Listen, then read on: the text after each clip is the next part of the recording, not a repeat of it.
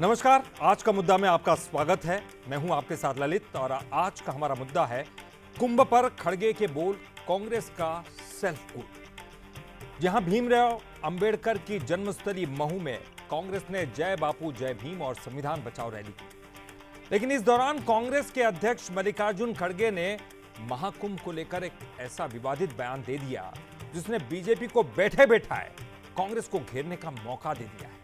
और इस बयान को सनातन संस्कृति और हिंदू धर्म की परंपराओं के अपमान के साथ बीजेपी ने इसे जोड़ दिया है। तो आखिर ऐसा क्या कह दिया खड़गे जी ने जो अब कांग्रेस के गले की फांस बन रहा है?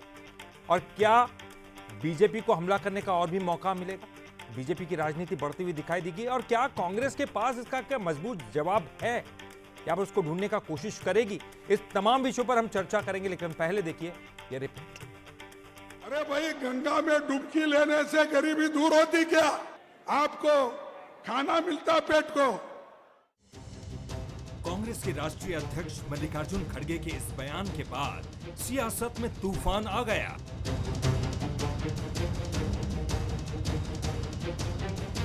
जी हां, खड़गे ने कुंभ स्नान पर सवाल उठाए हैं। उन्होंने कहा कि गंगा में स्नान करने से गरीबी नहीं दूर होगी। खड़गे ने सवाल पूछा कि डुबकी लेने से पेट को खाना मिलता है क्या? खड़गे यही नहीं रुके, उन्होंने आस्था को ठेस लगने पर माफी तो मांगी, साथ ही बिना नाम लिए बीजेपी नेताओं पर हमला बोलने से गुरेज नहीं किया। अरे भाई, गंगा में डुबकी लेने से गरीबी दूर होती क्या? आपको खाना मिलता पेट को। मैं किसी की आस्था के ऊपर ठोस नहीं लगाना चाहता हूं। अगर किसी को दुख हुआ तो मैं माफी चाहता हूं। जब बच्चा भूखा मर रहा है, बच्चा स्कूल में नहीं जा रहा है, मजदूरों को मजदूरी नहीं मिल रही है, जब ये है तो ये लोग जाकर हजारों रुपए खर्च करके कंपटीशन पे डुबकियां मार रहे। मल्लिकार्जुन खड़गे का बयान आते ही बीजेपी ने उसे लपक लिया। दिल्ली से बयान पर हमला बोला गया, साथ ही कांग्रेस से सवाल पूछा कि क्या खड़गे किसी और धर्म की आस्था पर ऐसा कह सकते हैं? तो मध्य प्रदेश से भी तीखी प्रतिक्रिया सामने आई कि मल्लिकार्जुन खड़गे जी और कांग्रेस पार्टी, राहुल गांधी और सोनिया जी किसी और धर्म की आस्था के विषय में ऐसा कह सकते हैं?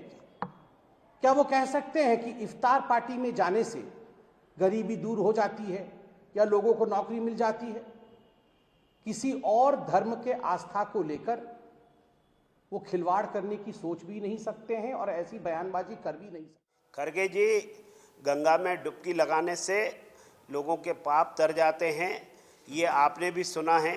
रही बात गरीबी की, तो माननीय प्रधानमंत्री नरेंद्र मोदी जी पंडित दीनदयाल उपाध्याय जी के एकात्म मानव दर्शन से प्रेरित होकर के जब काम कर रहे हैं तो गरीब कल्याण के कार्यक्रम चल रहे हैं। केवल गरीबी मिटाने का नारा देने से इंदिरा जी गरीबी नहीं मिटा सके। दरअसल महाकुंभ शुरू होने के बाद से लगातार बीजेपी के बड़े नेता आस्था की डुबकी लगा रहे हैं। सोमवार को केंद्रीय गृह मंत्री अमित शाह ने परिवार सहित संगम में स्नान किया। इससे पहले राजनाथ सिंह ने भी कुंभ स्नान किया था। तो यूपी के सीएम योगी पूरी कैबिनेट के साथ संगम स्नान कर चुके हैं। ऐसा नहीं है कि कांग्रेस के नेता कुंभ नहीं पहुंच रहे हैं, लेकिन सवाल यह है कि क्या कुंभ पर खड़गे के बोल कांग्रेस का सेल्फ गोल नहीं है? तो कांग्रेस ने ऐसा कुछ कह दिया जो अब कांग्रेस के लिए मुसीबत बनता जा रहा है, लेकिन इस पर हम चर्चा करेंगे। इसके पहले बंसल न्यूज के कुछ सुलगते सवाल हैं। सवाल नंबर 1, क्या कुंभ स्नान पर मल्लिकार्जुन खड़गे के बोल कांग्रेस का सेल्फ गोल है? सवाल नंबर 2, धर्म को लेकर हर बार जो है वो बीजेपी को लूज बॉल क्यों देती है कांग्रेस? सवाल नंबर 3, क्या आस्था के विषय यानी कि महाकुंभ स्नान पर सवाल खड़ा करके अब कांग्रेस फंस गई है? ये 3 सवाल है और इसी के इर्द गिर्द हमारी चर्चा रहने वाली है। और हमारे साथ जो मेहमान हैं, चलिए उनका परिचय करा दें। हमारे साथ राजपाल सिंह सिसोदिया जी हैं, बीजेपी के प्रवक्ता, बहुत बहुत स्वागत करते हैं आपका सर। रोशनी यादव जी हैं, कांग्रेस की प्रवक्ता। रोशनी जी, आपका भी बहुत बहुत स्वागत है। और हमारे साथ हमारे एग्जीक्यूटिव एडिटर मनोज सैनी जी हैं, आपका भी बहुत बहुत स्वागत है मनोज जी। और मनोज जी, शुरुआत में आप ही से करूंगा क्योंकि आप एक ऐसी जगह अभी इस वक्त मौजूद हैं जिसे हम धर्म की नगरी कह सकते हैं, यानी कि प्रयागराज महाकुंभ की उस धरती पर जहां आस्था का सैलाब उमड़ पड़ा है, मुझे नहीं लगता कि कोई भी ऐसी पार्टी होगी या कोई ऐसा नेता होगा जो आस्था के खिलाफ, सनातन के खिलाफ, संस्कृति के खिलाफ बोलने का साहस भी कर पाए। लेकिन कांग्रेस ने ऐसा कुछ किया है क्या? उनके बोलने का वो मतलब नहीं था, वो अंदाज नहीं था, कुछ चूक हो गई, कुछ गलत हो गया, लेकिन एक बयान तो बयान है, जो मुंह से तीर निकल गया वो निकल गया। क्या, किस तरह से आप इस बयान को समझते हैं और क्या दूरगामी परिणाम कांग्रेस को इसके देखने को मिलेंगे? देखिए, बहुत बातें ऐसी कही जाती है, पहले बोलो, पहले तोलो, फिर बोलो। जो तरकस से तीर निकल गया वो कभी वापस नहीं आता है। लफ्जों के लिए भी वही बात जो आपने शुरुआत में की। तो मुझे लगता है वही गलती एक बार कांग्रेस इसलिए कहूंगा कि बयान जिनका सामने आया वो कांग्रेस के राष्ट्रीय अध्यक्ष है मल्लिकार्जुन खड़गे, और उनके बयान को तो गंभीरता से लिया ही जाएगा। अब बाद में आप माफी मांगे या ये कहें कि भूलबस हो गया, ये सच है कि मन में शायद उनकी भावना नहीं रही होगी, इसलिए उन्होंने कहा कि मेरी भावना से यदि किसी को ठेस लगी है तो मैं माफी चाहता हूं। पर ठेस तो जब लगेगी जब आप ये नहीं समझ जा पा रहे हैं कि गंगा में डुबकी लगाने से होगा क्या। मैं इस वक्त जहां हूं वो प्रयागराज के तट पर हूं और गंगा के तट पर ही बैठकर आपसे बात कर रहा हूं। वो तस्वीरें नहीं दिखा सकते क्योंकि खबर दूसरी है, मुद्दा दूसरा है, लेकिन अभी भी इतनी ठंड होने के बावजूद लाखों करोड़ों लोग पहुंच रहे हैं और गंगा में रात 12 बजे तक बामुश्किल 2 घंटे मुझे लगता है इंतजार करते होंगे। सुबह 4 बजे से फिर वही शुरुआत हो जाती है।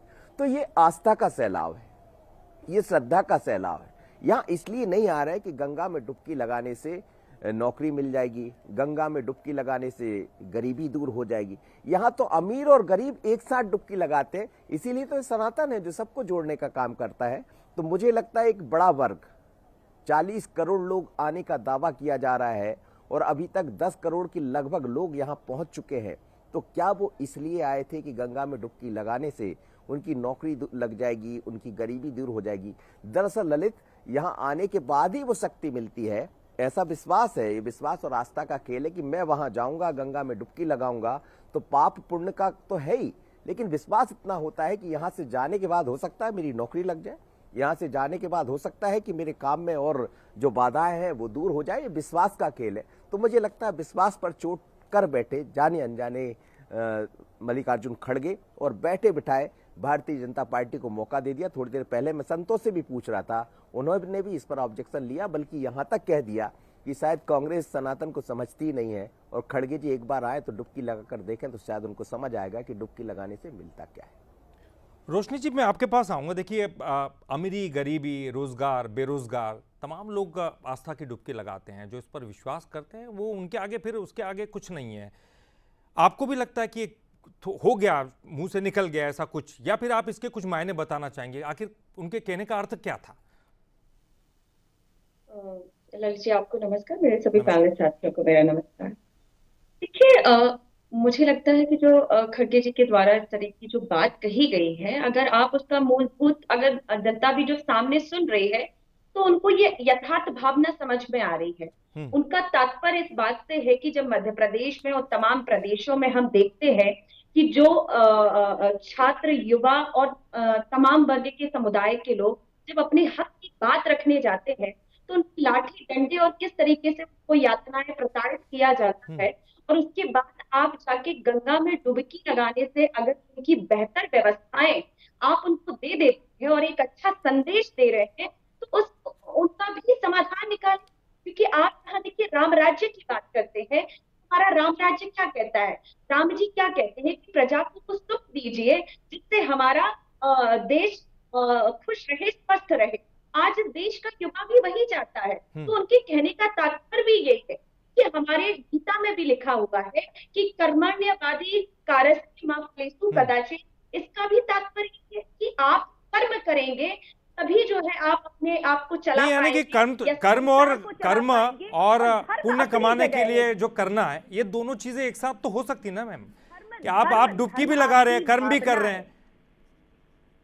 देखिए, धर्म आपकी आस्था है, ये आपके नैतिक भाव है, और धर्म का प्रचार अगर आप एक सामान्य नागरिक के रूप में आप जाइए ना, वहां डुबकी लगाइए, लेकिन आप संसद में खड़े होके गृह मंत्री जी अमित शाह जी बयान देते हैं कि आजकल एक फैशन चल गया है अंबेडकर अंबेडकर अंबेडकर। अगर यदि इतना भगवान का नाम लिया होता तो जो है आपके 7 जन्मों की पाप कर जाते। तो मैं आपके चैनल से कहती हूँ कि प्रधानमंत्री जी तो खुद को जो है जगन्नाथस्वरी बताते हैं, उनके प्रवक्ता भी कहते हैं, खुद को भगवान बताते हैं, बायोलॉजिकल बताते नहीं हैं। तो मैम यही तो मैं कह रहा हूँ कि ये बात वो कहते हैं, दूर कर दीजिए। ठीक है रोशनी जी, ये बात कह वो रही हूँ कहते कि हैं, ये चुटकी बात में वो दूर कर कहते हैं, दीजिए। ये आरोप होता, ये तो ठीक था, लेकिन आप ये कहेंगे कि डुबकी लगाने से किसी का पेट नहीं भरता, ये तो आस्था पर ललित चोट जी, है ना मैम। मैं बहुत ही संवेदनशीलता के साथ, ये खड़गे जी की बहुत गरिमा है ठीक। और धैर्यता के साथ उन्होंने उन शब्दों को, अपने दर्द को, दुख को बयां करते हुए उन्होंने इमीडिएट ये कहते हुए कि अगर किसी को मेरे शब्दों से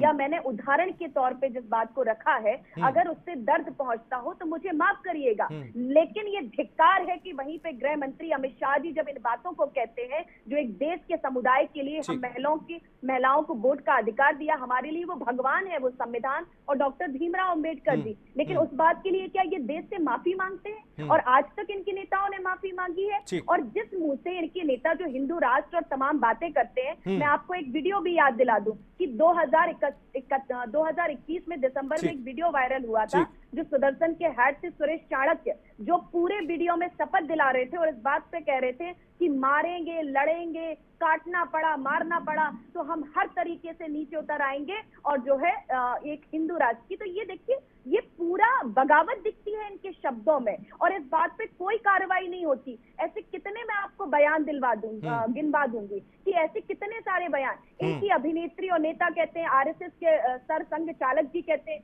2014 में ये देश आजाद हुआ। तो ये शर्मनाक बयान नहीं है क्या? इन पर माफी मांगते हैं इनके नेता और अभिनेत्रियां, जहाँ संविधान का अपमान करते हैं, अंबेडकर जी का अपमान करते हैं। ठीक है राजपाल जी, बापू जी का बिल्कुल, अपमान करते हैं। चलिए ठीक है, एक बयान तो आपने जो है कांग्रेस के एक बड़े नेता ने दिया। देखिए, कोई छोटा मोटा नेता देता एक अलग बात है, कांग्रेस के राष्ट्रीय अध्यक्ष है और वो अगर कुछ कहते हैं तो पूरे कांग्रेस पार्टी का कथन ये कहा जाता है। राजपाल जी, आप बताइए, इतना बड़ा सवाल और इतना बड़ा आरोप है कि आप गंगा में क्यों डुबकी लगा रहे हैं? पहले आप काम धाम का इंतजाम कीजिए, रोजगार का इंतजाम कीजिए, किसी का पेट थोड़ी ना भरने वाला है।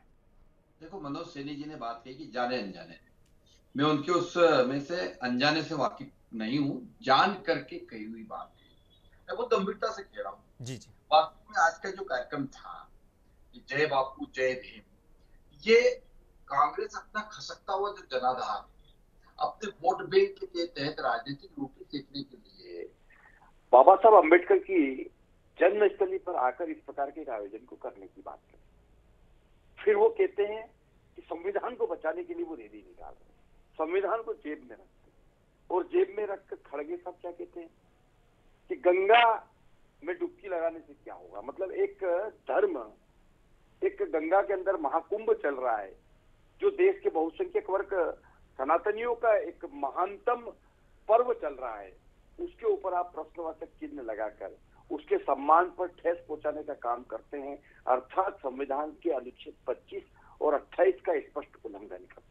अब आप आरोप हम पे लगाते हैं कि हम संविधान के प्रति खतरा है। वास्तविक में तो जो संविधान बचाने के लिए इकट्ठे हुए मऊ के अंदर, वही संविधान के अनुच्छेद 25 और 28 का उल्लंघन करते हुए मां गंगा के प्रति, इस सनातनियों के मेले के प्रति जिस प्रकार से देश के अंदर असम्मान की बात करते हैं, मैं ये जान करके कहीं गलती नहीं है। ये अंबेडकर जी का नाम लेकर जहां एक तरफ दलित और वंचितों, SC ST के बीच में जाकर अपनी राजनीतिक रोटी सेकने का काम कर रहे हैं, वहीं इस प्रकार से सनातनियों के खिलाफ बोलकर ये तुष्टीकरण की बात करके एक वर्ग विशेष को पसंद करने का कुचक्र, बिल्कुल इसका दंड मिलेगा कांग्रेस को। सनातनी गहन गंभीर है, समुद्र जितना गहरा है, लेकिन आपके लिए तो अच्छा ही है। पर जिस दिन सनातनी को अवसर मिलेगा, कांग्रेस को खोद के फेंक देगा। जिस महू की धरती पर राष्ट्रीय अध्यक्ष जी बात कर रहे थे कांग्रेस के, वहां कांग्रेस का उम्मीदवार नहीं मिला कांग्रेस को लड़ने के लिए। इस बार इस लोकसभा में 0 मिला, ये उपलब्धि है कांग्रेस की मध्य प्रदेश में। और इस प्रकार के बयान देकर ये माइनस जो हो रहा है कांग्रेस का, ये चले थे जो है वोट बैंक की राजनीति करने और एक बहुत बड़े बहुसंख्यक वर्ग के प्रति असम्मान का भाव पैदा करके। लेकिन उन्होंने माफी भी मांग ली राजपाल जी, उन्होंने माफी भी मांग ली। उन्होंने ये भी कह दिया कि मेरी ऐसी भावना नहीं थी। जान करके मैं भी आपको शब्द बोल दूं और माफी मांग लूं, जी ये ललित कौन जी, सी ये बात तो हुई भाई माफी नहीं साहब? मांग पाए, पूरी माफी देश मांग को क्षम सकते हैं करना वो, चाहिए, पर समाज उनसे मांग इतना सकते कहा हैं। गया, बहन लेकिन जी, आप माफी बोल तक रही नहीं थी, मैं मांग सुन पाए। रहा था ना। मैं दीदी, आपसे आप वही बोल कह रही रही थी हूँ, तो मैं मैं आपको सुन रहा सुन था लिया ना। मैंने। जी दीदी दीदी मैं आप बोल रही थी, मैं सुन रहा था। ऐसा क्या, थोड़ी कृपा करो हमारे ऊपर भी। तो मैं ये कह रहा था कि जान करके आपको मैं गाली दे दूं और भी माफी मांगू, तो आप मेरे को माफ करोगे कि नहीं करोगे, ये आप तय करोगे। मैं थोड़ी हूँ माफी मांगने वाला, तय करूंगा। तो खड़गे जी ने माफी मांगी है, ठीक है, पर जनता माफ करेगी क्या सर आपकी? अरे राहुल जी सदन के अंदर हिंदू को हिंसक बोलते हैं, बाहर आके माफी मांग लेते हैं, तो हिंदू तय करेगा ना कि माफ करना तो कि नहीं। रोशनी जी देखिए, आपने तो बैठे बैठे उनको मुद्दा दे दिया ना। अच्छा भला आप जो है आरक्षण पर बात कर रहे हैं, तमाम चीजों पर बात कर रहे हैं, अंबेडकर की जन्मस्थली पर हैं, तो बहुत सारे विषय आपके पास भी थे। ये ऐसा विषय आपने छेड़ दिया जो बीजेपी अब उस पर नैरेटिव सेट करेगी, फिर आप नुकसान, फिर आप कहेंगे कि आप धर्म के ठेकेदार है क्या, लेकिन आप मौका तो उनको ही दे रहे हैं ना। ये बीजेपी का नैरेटिव सेट करने का तरीका है। इनको बेवजह जब विकास पे और अन्य चीजों पे बात करनी चाहिए तो इनको केवल ढूंढना होता है कि मुझे क्या मुद्दा मिले।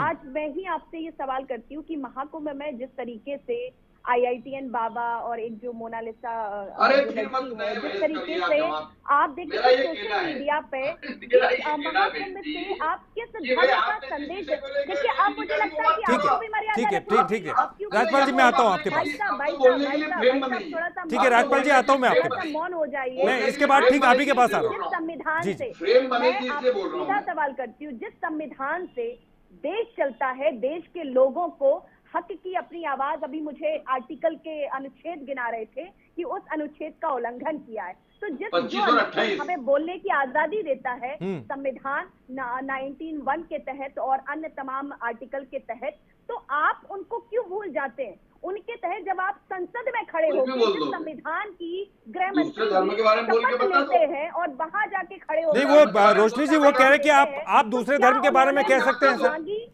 आप बोल दो, माफी देखे मांगी, किस वहाँ धर्म की बात वहाँ किस कहाँ पे धर्म इकट्ठे किस होते हैं ये धर्म लोग, के बारे वहाँ में के क्या लिए बोल कहना दो, है देखे बताइए। रोजा कर्नाटक इफ्तारी के लिए बोल दो, देखे बोल के बता दो। मोदी जी पर्टिकुलर ये सहिष्णु मुस्लिम धर्म है। को लेकर के बात कर रहे थे सनातन और जो है जिस इतना कर्पूरी प्रबोध ठाकुर, आप है। देखिए सुन लीजिएगा, आप शांत हो इसका जाइए, अर्थ सुन कुछ भी मिलाइए बोलोगे। भैया। ठीक है आप राजपाल बात जी, मैं आता हूं सुन आपके लीजिए, पास, मैंने आप ही का आपको सवाल सुन लेके आता हूं लिया। आपके पास। ठीक मैं है, आप ही की बात कर रही हूँ। कर्नाटक में जाके मोदी जी भाषण देते हैं और उस भाषण में उन्हें पर्टिकुलर मुस्लिम समुदाय को वो कोट कर रहे थे कि वहां पे जो है उनको ज्यादा आरक्षण दिया जा रहा है, लेकिन आप एक जगह कर्पूरी ठाकुर जी को आप ही जो है सम्मान पुरस्कार देते हैं, तो आप जरा बीजेपी अपनी विचारधारा को स्पष्ट कर दे कि उनका ही विरोध करते हैं, जबकि ये उन्होंने ही कोट किया था कर्पूरी ठाकुर जी के ही उस मैनिफेस्टो में, और उन्होंने ही इसको मोहर लगाई थी कि जितने पिछड़े समुदाय के लोग हैं मैं उनको आरक्षण देता हूं। तो आप कर्पूरी ठाकुर जी का विरोध कर रहे हैं या मुस्लिम समुदाय का विरोध कर रहे हैं? उन्होंने साफ कहा कि वहां पे कर्नाटक में मुस्लिम जो है पिछड़े समुदाय में आते हैं, उसका सम्मान करते हैं। तो ये भारतीय जनता पार्टी की विचारधारा देखिए किसी को समझ में नहीं आती, और उन्होंने जो शब्द कहे हैं वहां ठीक है, उसका जवाब जी राजपाल जी जवाब दीजिए। ठीक है, ठीक है रोशनी जी, ठीक है रोशनी जी, गलत नहीं दिखते, ठीक। कांग्रेस की भावना गलत नहीं मैं मेरे को मनोज जी के पास भी जाना है। राजपाल जी संक्षेप में जवाब। रोशनी जी ठीक है, आपका सवाल था। हमारी विचारधारा आम मतदाता को समझ में आ रही है, इसीलिए आम मतदाता भारतीय जनता पार्टी की सरकार बना रहा है, राज्यों में बन रही है, केंद्र में बन रही है, क्योंकि हमारी विचारधारा जनता को समझ में आ रही है। अब कांग्रेस के प्रवक्ता को समझ में नहीं आए तो नहीं आए, कोई फर्क नहीं पड़ता। हमको कांग्रेस के लोगों को हमारी विचारधारा समझ में आना भी नहीं चाहिए। मनोज जी ठीक है, मैं आता हूँ, मैं रोशनी जी मैं आऊंगा आपके पास। मनोज जी से मेरी एक प्रतिक्रिया ले लूं, मनोज जी से एक प्रतिक्रिया ले लूं। काफी दूर बैठे हैं और वो उस जगह पे बैठे हैं जहां पर ये आस्था का सैलाब है। मनोज जी देखिए, एक बड़ा मुद्दा इन्होंने दे दिया है। ये तो जातिगत राजनीति जो है वो कांग्रेस को मुफीद है, बीजेपी के लिए तो क्या धर्म आधारित राजनीति में बीजेपी से आगे बढ़ के कोई नहीं है, और वो लगातार कांग्रेस ये कहती कि कोई आप धर्म के ठेकेदार है क्या, लेकिन वो तमाम चीजें उस तरफ फेंक देती हैं, बीजेपी को नैरेटिव सेट करने का एक मौका दे देती हैं। लेकिन इतना बढ़िया चल रहा था, धर्म पर जातिगत राजनीति पर तमाम चीजें हो रही थी, उस पर बात हो रही थी, महू की बात हो रही थी, आरक्षण की बात हो रही थी, इसी बीच धर्म वाला मुद्दा छेड़कर बीजेपी को सामने ला दिया।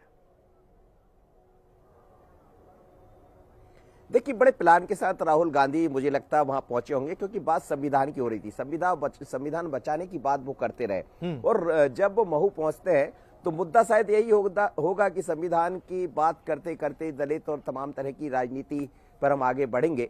और एक ये कहा जाए कि उनका एक मध्य प्रदेश में बल्कि देश में एक बड़ा मैसेज जाएगा कि आखिर राहुल गांधी क्या चाहते, कांग्रेस क्या चाहे। चर्चा अब इस पर नहीं होगी, चर्चा उस पर होगी जिस पर आप और हम कर रहे हैं, क्योंकि आपके ही राष्ट्रीय अध्यक्ष ने ये मौका दे दिया। अब आप माफी मांगिए या आपको जो कहना है वो कहते रहिए, क्योंकि जो श्रद्धालु मैं कह रहा हूं पहुंच रहा है, कई किलोमीटर पैदल चलता है, उसके चेहरे पर सिकन नहीं, उसके चेहरे पर खुशी इस बात की है कि गंगा में डुबकी लगाने से शायद सब कुछ ठीक हो जाएगा।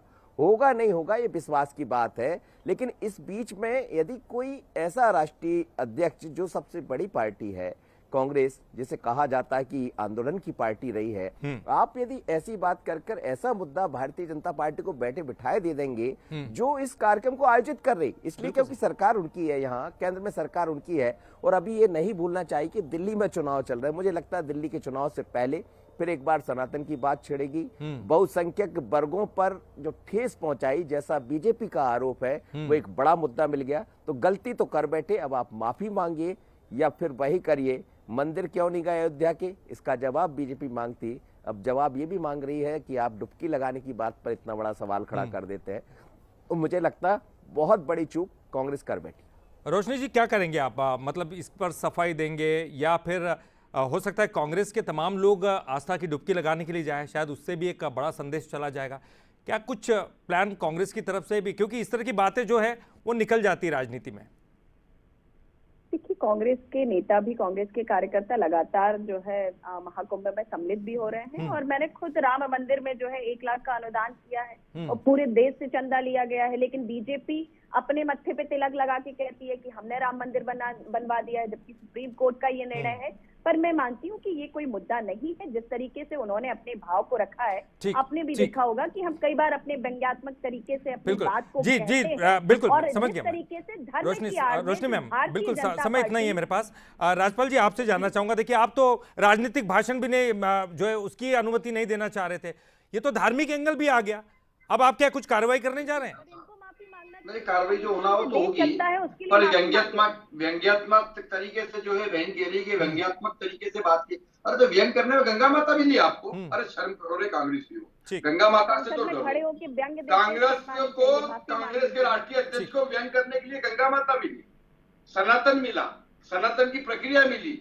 सनातन की परिभाषा राजपाल जी, आपको तो फायदा ही है उससे, बीजेपी को तो बड़ा फायदा है उससे। फायदा नुकसान की बात नहीं है। सनातन की आज मन परिभाषा दुखी पता है, है तो बता दीजिए। आज आज मन आपके दुखी है, बंसल चैनल से जो है बहुसंख्यकों का दर्शक मन जान दुखी ठीक है, है। हृदय के अंदर गहरी वेदना है, इस बात की वेदना है कि हमारे राजपाल जी रोशनी जी पूछ रही हैं, सनातन की परिभाषा आप बता दीजिए। राजपाल जी, सनातन की परिभाषा बता दीजिए। सनातन धर्म का नाम बता दीजिए। सनातन की परिभाषा सनातन नहीं है, जैसे ये थोड़ा पूछ रही है। दर्शक जान लें। जो कांग्रेस के लोग है ना, जो जिस प्रकार की देखिए, बातें इनके कर पास रहे हैं, सनातन का कोई ज्ञान नहीं है, सनातन की धर्म का परिभाषा कोई नहीं है। ज्ञान नहीं है।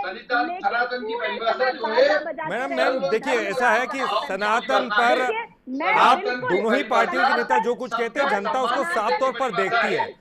फिर आप आरोप लगाती है कि क्या बीजेपी धर्म की ठेकेदार है क्या, लेकिन कुछ बातें ऐसी हो जाती हैं जिनसे गलत संदेश जाता है और बाद में माफी मांगना भी मुश्किल हो जाता है। बहरहाल चलिए, जी मैम, समय मेरे पास इतना ही था। समय रोशनी जी, समय मेरे पास इतना ही था, ठीक है रोशनी जी, समय इतना ही था।